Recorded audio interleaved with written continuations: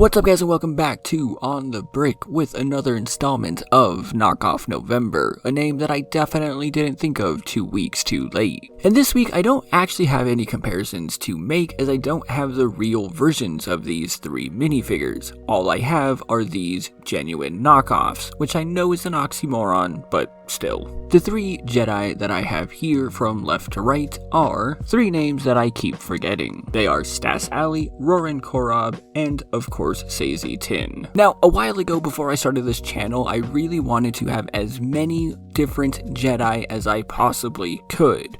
But in LEGO, a lot of these get very expensive very quickly. Unless the Jedi is Anakin, Obi-Wan, Ahsoka, or Mace Windu, there's a good chance that they only ever released in like one set. And that is exactly the case for all 3 of these minifigures. In fact, the real LEGO versions sell on Bricklink for an average of $30 US. And keep in mind, these are not custom minifigures. These are just your average normal LEGO minifigures. That means that there's no side printing, there's no arm printing, it's pretty much just what you see.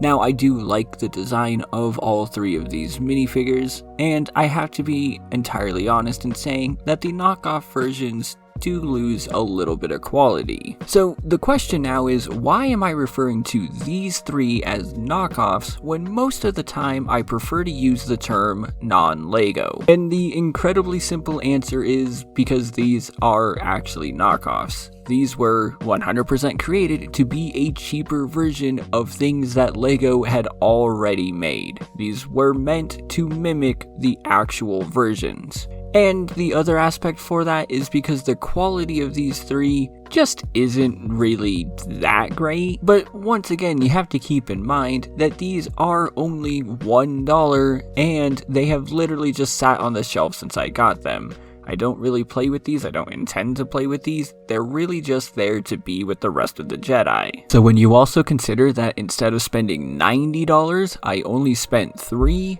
I'm actually incredibly happy with this.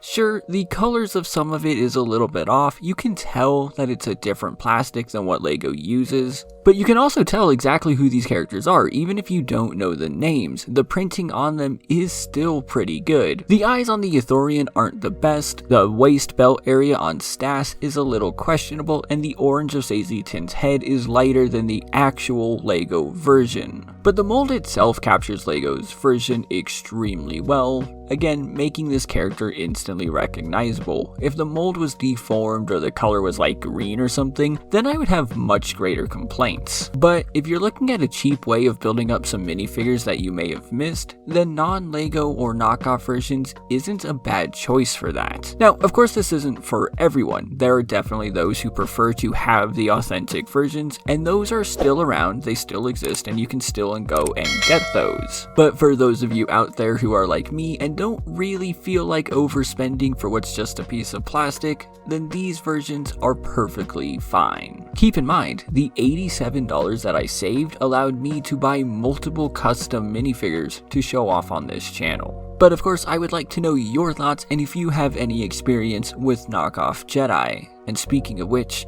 you will subscribe to my channel. Make sure you hit that like button, consider checking me out on Instagram, Discord, and of course on Patreon. Thank you all so much for watching, and I'll see you next time.